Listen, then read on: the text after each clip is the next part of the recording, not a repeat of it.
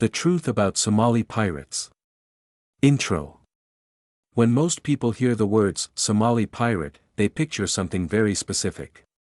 Masked men. AK-47s. Small speedboats racing across the ocean. Armed men climbing onto massive cargo ships in the middle of nowhere. Maybe you even think of the famous line, "I'm the captain now." But that image, dramatic, cinematic, simplified, only tells part of the story. Because Somali piracy wasn't just about crime. It was about poverty, state collapse, foreign exploitation, and one of the most important shipping routes on Earth. So what is a Somali pirate, really? And why did piracy explode off the coast of Somalia? To understand that, we have to start with, most Somali pirates weren't lifelong criminals. They weren't backed by governments. They weren't part of global terror networks. In fact, many started as fishermen. And to understand why, we need to zoom out. Where this happened. Somalia is located in the Horn of Africa, on the eastern edge of the continent. It has the longest coastline in mainland Africa, over 3,300 kilometers. Just north of Somalia lies the Gulf of Aden. This narrow body of water connects the Indian Ocean to the Red Sea, and then to the Suez Canal.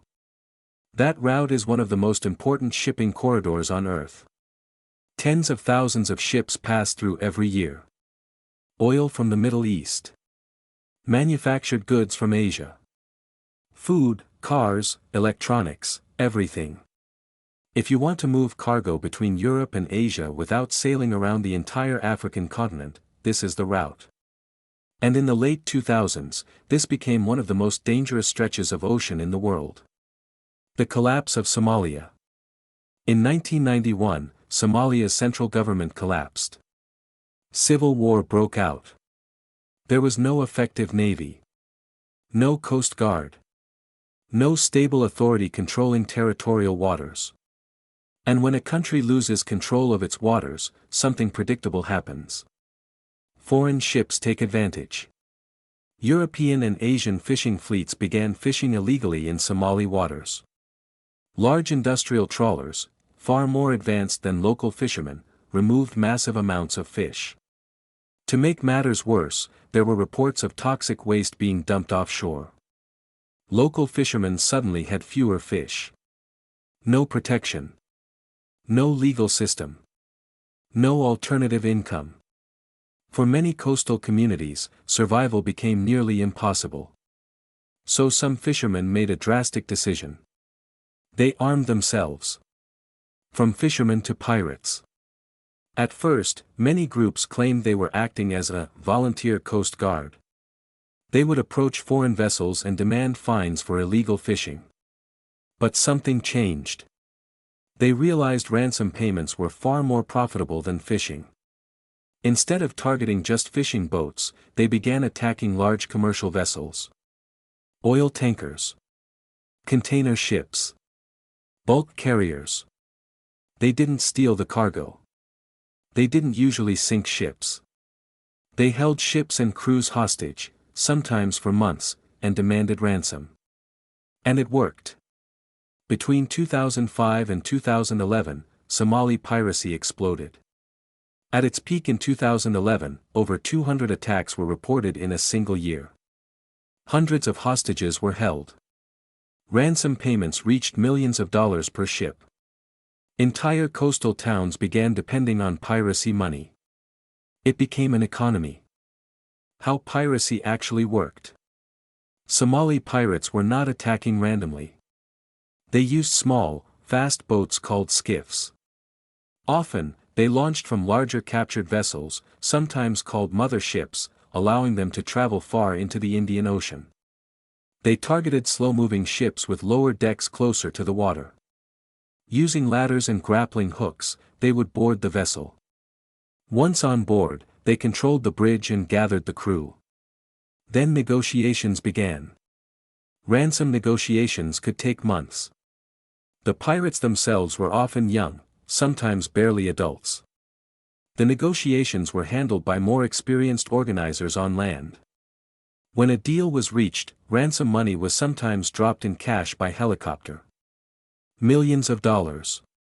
Literally falling from the sky. Major hijackings. One of the most famous cases was the hijacking of the Maersk Alabama in 2009. Four Somali pirates boarded the American cargo ship. The captain, Richard Phillips, was taken hostage in a lifeboat. The standoff ended when U.S. Navy snipers shot and killed 3 pirates. One pirate was captured and later imprisoned. This event later inspired the film Captain Phillips. But this was only one case among many. Other ships were held for months. Crew members endured extreme heat, limited supplies, and psychological stress while negotiations dragged on. Why piracy declined? By 2012, piracy sharply declined. International naval patrols increased dramatically. Warships from multiple countries began escorting commercial vessels. Shipping companies hired private armed security. Ships installed barbed wire, water cannons, and safe rooms for crews. Piracy became far riskier. And far less profitable. Within a few years, attacks dropped by more than 90%. Misconceptions. So here's the key takeaway. Somali pirates were not cartoon villains. They were products of state collapse, poverty, illegal foreign exploitation, and global trade vulnerability. That does not justify kidnapping or violence. But it explains how it happened. Many pirates came from desperate coastal villages with no stable income. Once ransom money started flowing, it created a powerful incentive structure. Piracy became normalized in some communities. It was dangerous. It was violent. But it was also economic. Captain Phillips and pop culture. The movie Captain Phillips popularized the modern image of Somali pirates. It focused on tension, heroism, and survival. And it showed how dangerous these encounters could be. But like most films, it simplified the broader context. It didn't fully explore the economic collapse and foreign exploitation that helped create piracy in the first place. The reality was bigger than a single ship. Bigger than a single hostage situation. It was about globalization colliding with a failed state. Conclusion. Today, Somali piracy is dramatically reduced compared to its peak. But the conditions that created it, fragile governance, poverty, and critical shipping routes, still exist in parts of the world. Somali pirates were not born villains. They emerged from chaos. And when one of the world's most important trade corridors runs past a country without a functioning state, the consequences can reshape global commerce. So the next time you hear the words Somali pirate, remember.